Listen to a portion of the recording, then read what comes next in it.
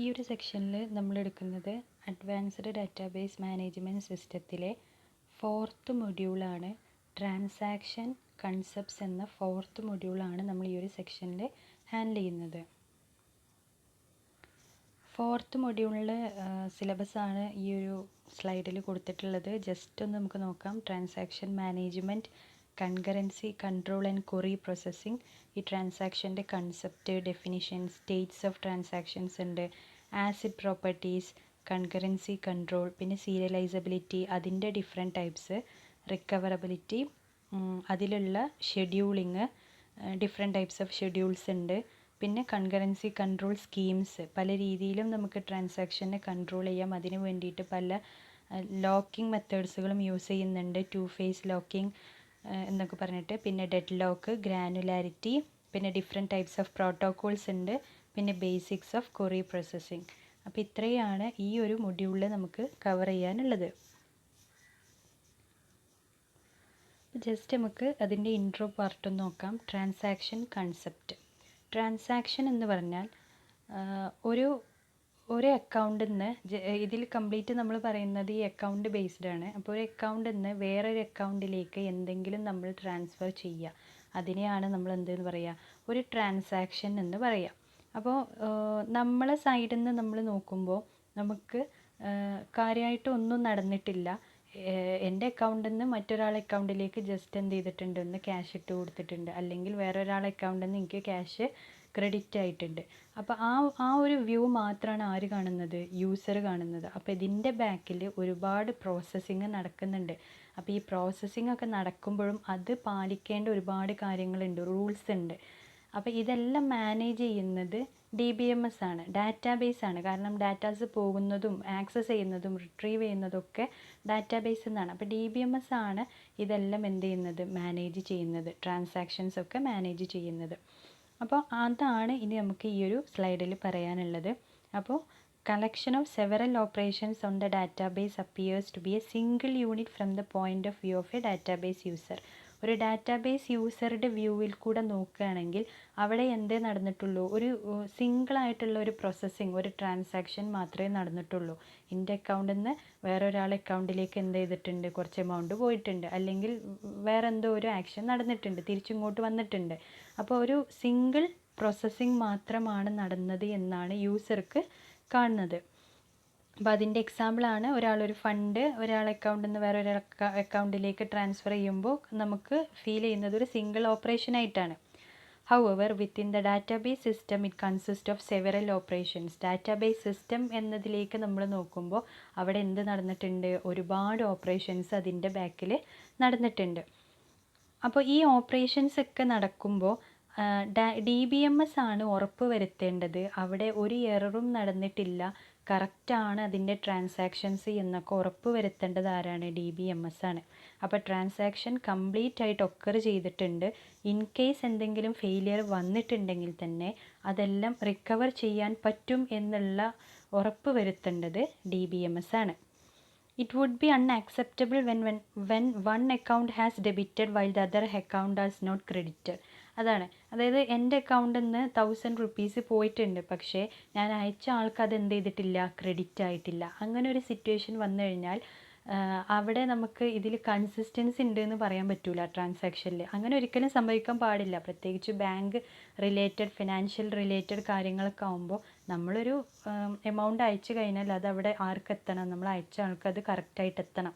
നമ്മളവിടെ ആ എമൗണ്ട് കുറയുകയും വേണം, അയാളുടെ അക്കൗണ്ടിൽ ആ എമൗണ്ട് കൂടുകയും വേണം. അപ്പോൾ അതൊക്കെ ഉറപ്പ് വരുത്തുന്നത് DBMS ആണ്.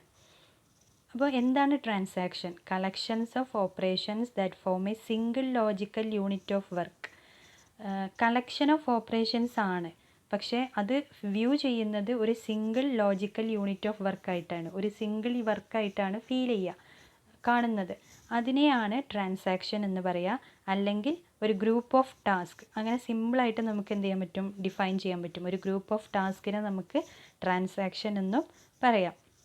അപ്പോൾ ഒരു ഡാറ്റാബേസ് ഒരു ട്രാൻസാക്ഷൻ നടക്കുമ്പോൾ ഒന്നല്ലെങ്കിൽ അതിൻ്റെ എൻറ്റയർ ആയിട്ടുള്ള ട്രാൻസാക്ഷനെ എന്ത് ചെയ്യണം, എക്സിക്യൂട്ട് ചെയ്യണം.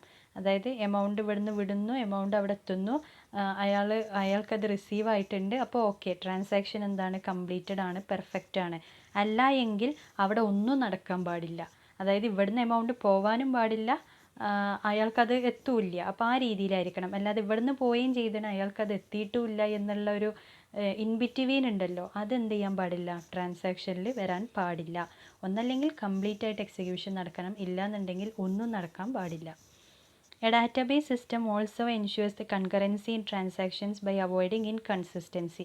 അപ്പോൾ ഇങ്ങനെ കൺസിസ്റ്റൻ്റ് അല്ലാത്ത ഒരു ആ ഒരു മെത്തേഡ് ഒഴിവാക്കാൻ വേണ്ടിയിട്ട് DBMS എന്ത് ചെയ്യുന്നുണ്ട്, അത് ഉറപ്പ് വരുത്തുന്നുണ്ട്, ട്രാൻസാക്ഷനിലുള്ള കൺസിസ്റ്റൻസി ഉറപ്പ് വരുത്തുന്നുണ്ട്. അടുത്തത്, അപ്പോൾ ഇതിൽ നമുക്ക് എക്സാമ്പിളായിട്ട് ഒരു സിംപ്ലിഫൈഡ് ബാങ്കിങ് സിസ്റ്റം, ഇപ്പോൾ നമ്മൾ നേരത്തെ പറഞ്ഞില്ലേ, ഇവിടുന്ന് ഒരാൾ അക്കൗണ്ടിൽ നിന്ന് ഒരു എമൗണ്ട് പോയി അവിടെ വേറെ അക്കൗണ്ടിലത്തെ ആൾക്ക് എന്ത് ചെയ്യുന്നുണ്ട്, ആ എമൗണ്ട് എന്ത് ചെയ്യണം, ക്രെഡിറ്റ് ആവണം, അത് ഇൻ ബിറ്റ്വീൻ പോവാൻ പാടില്ല. പിന്നെ നമ്മൾ വിചാരിക്കുന്നത് ഡാറ്റാബേസിൻ്റെ കംപ്ലീറ്റ് കാര്യങ്ങളും ഡിസ്കിലാണുള്ളത്, നമ്മളെ മെയിൻ മെമ്മറിയിലൊന്നും റിസൈഡ് ചെയ്യുന്നില്ല എന്നുള്ളതാണ്. അങ്ങനെയല്ല. ഡാറ്റാബേസിന് ചില കാര്യങ്ങൾ, ഡാറ്റാബേസിൻ്റെ ഈ ട്രാൻസാക്ഷനൊക്കെ കൺട്രോൾ ചെയ്യാൻ വേണ്ടിയിട്ടുള്ള ചില ഡാറ്റാസ് എപ്പോഴും എവിടെ ഉണ്ടാവും, ടെമ്പററി ആയിട്ട് മെയിൻ മെമ്മറിയിൽ എന്ത് ചെയ്യുന്നുണ്ട്, റിസൈഡ് ചെയ്യുന്നുണ്ട്. അതിനെക്കുറിച്ചുള്ള ബേസിക് ആയിട്ടുള്ള കാര്യങ്ങൾ. പിന്നെ ഒരു ട്രാൻസാക്ഷൻ ഡാറ്റനെ ആക്സസ് ചെയ്യുന്നത് 2 ഓപ്പറേഷനിലൂടെയാണ്. ഒന്ന് റീഡ് ഓഫ് എക്സ് അല്ലെങ്കിൽ റൈറ്റ് ഓഫ് എക്സ് എന്ന് പറയും. ഇതിനൊക്കെ ഡീറ്റെയിൽ വരുന്നുണ്ട്. അപ്പോൾ റീഡ് ഓഫ് എക്സ് എന്ന് പറഞ്ഞാൽ which transfers the data item X from the database to a local buffer belonging to the transaction that executed the read operation. അപ്പോൾ read of X എന്നുള്ള ഒരു ഓപ്പറേഷനാണ് നമ്മൾ യൂസ് ചെയ്യണമെന്നുണ്ടെങ്കിൽ ഡാറ്റാബേസിൽ നിന്ന് ആ ഡാറ്റനെ എടുക്കും, അതിനെ ഒരു ലോക്കൽ ബഫറിലേക്ക് കൊണ്ടുപോയിടും. ജസ്റ്റ് അവിടെ എന്താ ചെയ്യുന്നത്, ജസ്റ്റ് റീഡിങ് മാത്രമാണ് നടക്കുന്നത്. നമുക്ക് ആ അക്കൗണ്ടിലുള്ള കാര്യങ്ങൾ ജസ്റ്റ് റീഡിങ് മാത്രം നടന്നാൽ മതി, വേറൊരു എക്സിക്യൂഷനും അവിടെ നടക്കൂല. അതാണ് റീഡ് ഓഫ് എക്സ്. ഇപ്പോൾ റീഡ് ഓഫ് എക്സ് എന്ന് പറഞ്ഞാൽ ഒരു ഡാറ്റ ഐറ്റത്തിനെ, എക്സ് എന്നൊരു ഡാറ്റ ഐറ്റത്തിനെ റീഡ് ചെയ്യാൻ വേണ്ടിയിട്ട് ഡാറ്റാബേസിൽ നിന്ന് അതിനെ എടുത്തിട്ട് ഒരു ലോക്കൽ ബഫറിലേക്ക് കൊണ്ടുപോയിടും. ലോക്കലായിട്ട് ഡാറ്റ സ്റ്റോർ ചെയ്യുന്ന ഒരു സ്ഥലം, അതാണ് ലോക്കൽ ബഫർ. അവിടെ കൊണ്ടുപോയി ഇട്ടിട്ട് അവിടെ നിന്ന് നമുക്ക് എന്ത് ചെയ്യാൻ പറ്റും, റീഡ് ഓപ്പറേഷൻ എക്സിക്യൂട്ട് ചെയ്യാം, നമുക്കത് റീഡ് ചെയ്യാം. രണ്ടാമത്തെ ഓപ്പറേഷനാണ് write of x, which transfers the data item X from the local buffer of the transaction that executed the write back to the database. അപ്പോൾ ഇപ്പോൾ ലോക്കൽ ബഫറിലാണ് ഡാറ്റ ഐറ്റം എക്സ് എന്നുള്ളൊരു data item local ബഫറിലാണുള്ളത്. അതിൽ നമ്മൾ എന്തൊക്കെയോ right operations ഒക്കെ നടത്തിയിട്ടുണ്ട്, കുറേ കാര്യങ്ങൾ മോഡിഫൈ ചെയ്തിട്ടുണ്ട്, അല്ലെങ്കിൽ എന്തെങ്കിലും അപ്ഡേഷൻസ് നടത്തിയിട്ടുണ്ട്. അപ്പോൾ അതിനെ നമ്മൾ എന്ത് ചെയ്യണം, വീണ്ടും ഡാറ്റാബേസിലേക്ക് റൈറ്റ് ചെയ്യണം, പുതിയ വാല്യൂ നമ്മൾ ഡാറ്റാബേസിലേക്ക് റൈറ്റ് ചെയ്യണം. അതാണ് റൈറ്റ് ഓഫ് എക്സ് എന്ന് പറയുന്നത്. അപ്പോൾ ട്രാൻസാക്ഷൻ ഡാറ്റനെ ആക്സസ് ചെയ്യുന്നത് 2 ഓപ്പറേഷൻസ് ആണ്, റീഡ് ഓഫ് എക്സും റൈറ്റ് ഓഫ് എക്സും. ഇനി ജസ്റ്റ് നമുക്ക് നേരത്തെ പറഞ്ഞ എക്സാമ്പിൾ നമ്മൾ ജസ്റ്റ് ഒന്ന് ഇതിൽ ഒരു മാത്തമാറ്റിക്കൽ രീതിയിൽ എഴുതിയതാണ് ട്രാൻസാക്ഷൻ്റെ കൺസെപ്റ്റ്. അപ്പോൾ ഒരു ബാങ്ക് എംപ്ലോയി ട്രാൻസ്ഫർ ചെയ്യാണ് ഒരു 500 രൂപ എ എന്ന് പറഞ്ഞ അക്കൗണ്ടിൽ നിന്ന് ബി എന്ന് പറഞ്ഞ അക്കൗണ്ടിലേക്ക് എന്ത് ചെയ്യാണ്, ട്രാൻസ്ഫർ ചെയ്യാണ്. വളരെ ഈസി ആയിട്ടും സിമ്പിളായിട്ടും ചെയ്യാൻ പറ്റുന്ന ഒരു ലോ ലെവൽ ടാസ്ക്കാണ് ഈ ഒരു ട്രാൻസാക്ഷൻ എന്ന് പറയുന്നത്. അപ്പോൾ എൻ്റെ അക്കൗണ്ട് നോക്കുക, ആദ്യം എന്ത് ചെയ്യണം, ഓരോ സ്റ്റെപ്പ് ബൈ സ്റ്റെപ്പ് നമ്മൾ എഴുതുകയാണ്. ആദ്യം എൻ്റെ account open account A account open ചെയ്യണം.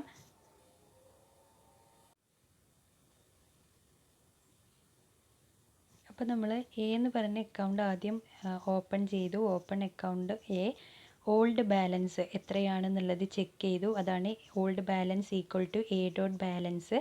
പിന്നെ ന്യൂ ബാലൻസ് 500 രൂപ നമ്മൾ ബി എന്ന് പറഞ്ഞ അക്കൗണ്ടിലേക്ക് ട്രാൻസ്ഫർ ചെയ്യുകയാണ്. അപ്പോൾ ഓൾഡ് ബാലൻസിൽ നിന്ന് 500 രൂപ എന്ത് ചെയ്യണം, മൈനസ് ചെയ്യണം. New balance equal to old balance minus 500. പിന്നെ ഈ 500 രൂപ കുറഞ്ഞു കഴിഞ്ഞാൽ എന്ത് ചെയ്യണം, പുതിയ എമൗണ്ട് ആയില്ലേ, അയാളെ അക്കൗണ്ടിൽ പഴയ 500 രൂപ കുറഞ്ഞു.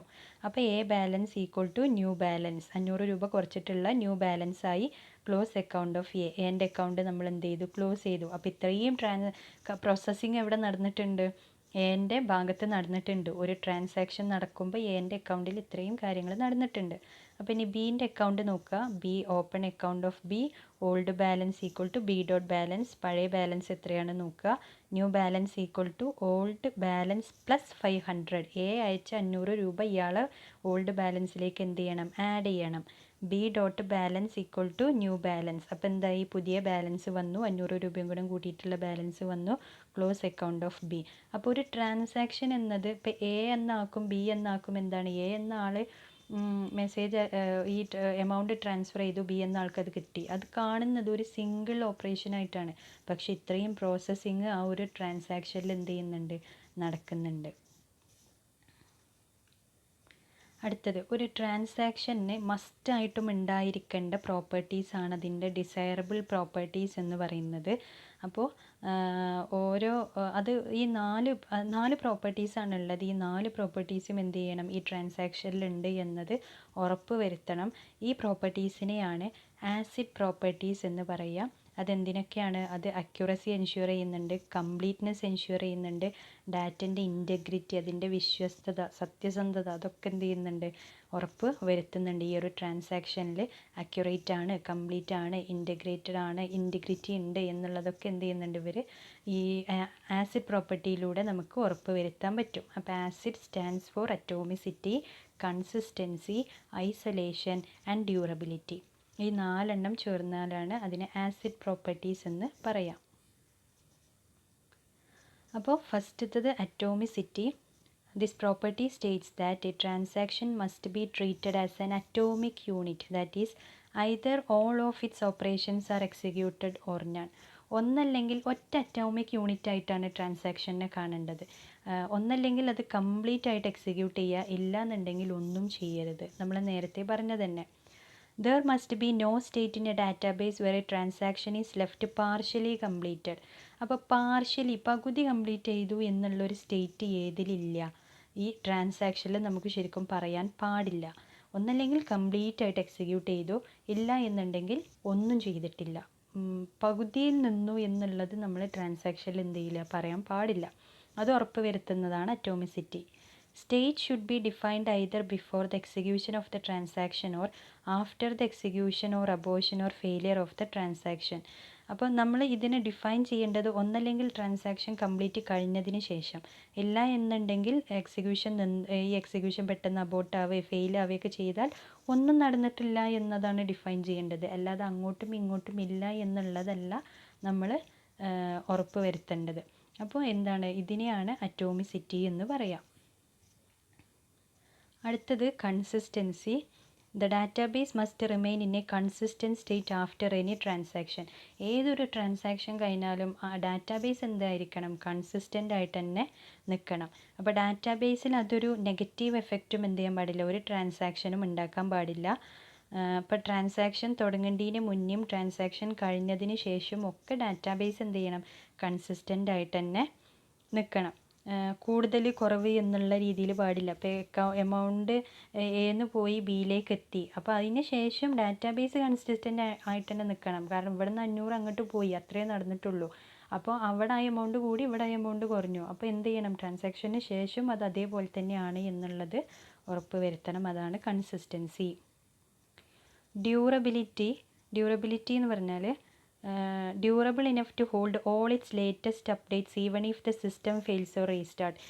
പെട്ടെന്ന് സിസ്റ്റം ഫെയിലായി, ഈ പ്രോസസ്സ് നടന്നുകൊണ്ടിരിക്കുമ്പോൾ, അല്ലെങ്കിൽ പെട്ടെന്ന് റീസ്റ്റാർട്ട് ആയിപ്പോയി, പവർ ഫെയിലിയർ വന്നു, അല്ലെങ്കിൽ ക്രാഷായി, എന്ത് തന്നെ വന്നാലും അതിൻ്റെ ലേറ്റസ്റ്റ് ആയിട്ടുള്ള അപ്ഡേറ്റ് ഡാറ്റാബേസിൽ ഉണ്ട് എന്നുള്ളത് എന്ത് ചെയ്യണം, ഉറപ്പ് വരുത്തണം. അതാണ് ഡ്യൂറബിലിറ്റി എന്ന് പറയുന്നത്. അപ്പോൾ പെട്ടെന്ന് അങ്ങനെയൊക്കെ പോയി കഴിഞ്ഞാലും അവിടെ ലാസ്റ്റ് നടന്നുകൊണ്ടിരുന്ന കാര്യത്തിൻ്റെ ഡീറ്റെയിൽസ് എവിടെ വേണം, ഈ ഡ്യൂറബിലിറ്റിയിൽ വേണം. അതിന് പ്രത്യേക റെക്കോർഡ് കീപ്പ് ചെയ്യുന്നൊക്കെ ഉണ്ട്. അതിൻ്റെ ഡീറ്റെയിൽസ് നമുക്ക് ഇനി കുറച്ച് അടുത്ത സെക്ഷനിൽ പഠിക്കാൻ വരും. അപ്പോൾ ഇങ്ങനെ എല്ലാ അപ്ഡേറ്റ്സും, ലേറ്റസ്റ്റ് അപ്ഡേറ്റ്സും എന്ത് ചെയ്യണം, ഉണ്ട് എന്ന് ഉറപ്പ് വരുത്തുന്നതിനെയാണ് ഡ്യൂറബിലിറ്റി എന്ന് പറയുക. If a transaction updates a chunk of data in a database and commits, then the database will hold the modified data. അപ്പോൾ ഈ ഒരു ട്രാൻസാക്ഷൻ കംപ്ലീറ്റ് ചെയ്ത് കഴിഞ്ഞിട്ട് അത് പെട്ടെന്നല്ല കംപ്ലീറ്റ് ചെയ്ത് കഴിഞ്ഞിട്ട് അതെന്തായി കമ്മിറ്റഡായി നിന്നു ടെർമിനേറ്റ് ആയെങ്കിൽ എന്ത് ചെയ്യണം, ആ മോഡിഫൈഡ് ഡാറ്റയാണ് ആരെ കയ്യിൽ വേണ്ടത്, ഡാറ്റാബേസിൽ വേണ്ടത്. എപ്പോഴും അപ്ഡേറ്റഡ് ഡാറ്റയാണ് ഡാറ്റാബേസിൽ ഉണ്ടാവേണ്ടത്. If a transaction commits but the system fails before the data could be written onto the disk, then that data will be updated once the system springs back into action.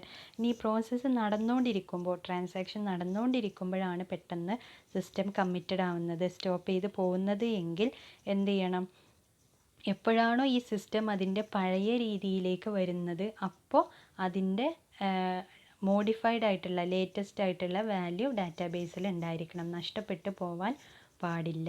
ഒന്നല്ലെങ്കിൽ അത് complete ആയിട്ട് restart ചെയ്യണം ആ ഒരു transaction, ഇല്ല എങ്കിൽ ഒന്നും നടക്കാൻ പാടില്ല.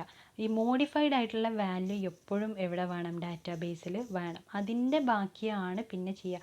അല്ലാതെ ഇപ്പോൾ എന്ന് പോയിട്ടുണ്ട് ബിക്ക് എത്തിയിട്ടില്ല, ആ ഒരു അവസ്ഥ ഒരിക്കലും ഉണ്ടാവാൻ പാടില്ല. അപ്പോൾ ലേറ്റസ്റ്റ് വാല്യൂസ് എപ്പോഴും എന്ത് ചെയ്യണം, ഡാറ്റാസ് ഡ്യൂറബിലിറ്റിയിലൂടെ ഉറപ്പ് വരുത്തണം. അതിനെയാണ് ഡ്യൂറബിലിറ്റി എന്ന് പറയുക. അടുത്തതാണ് isolation. where more than one transaction are being executed simultaneously and in parallel. The property of isolation states that all the transactions will be carried out and executed as if it is the only transaction in the system. Isolate ചെയ്യുക എന്ന് പറഞ്ഞാൽ തന്നെ മാറ്റി നിർത്തുക എന്നാണ് അർത്ഥം. അതായത് ഒറ്റയായിട്ട് കാണുക, ഒറ്റപ്പെടുത്തുക എന്നുള്ള മീനിങ്. അപ്പോൾ ഇപ്പോൾ ഒരു ബാങ്ക് നോക്കുകയാണെങ്കിൽ ആ ബാങ്കിൽ ഒരുപാട് ട്രാൻസാക്ഷൻസ് അറ്റ് എ ടൈമിൽ നടക്കുന്നുണ്ടാവും, ഭയങ്കര ബിസി ഷെഡ്യൂളാവും.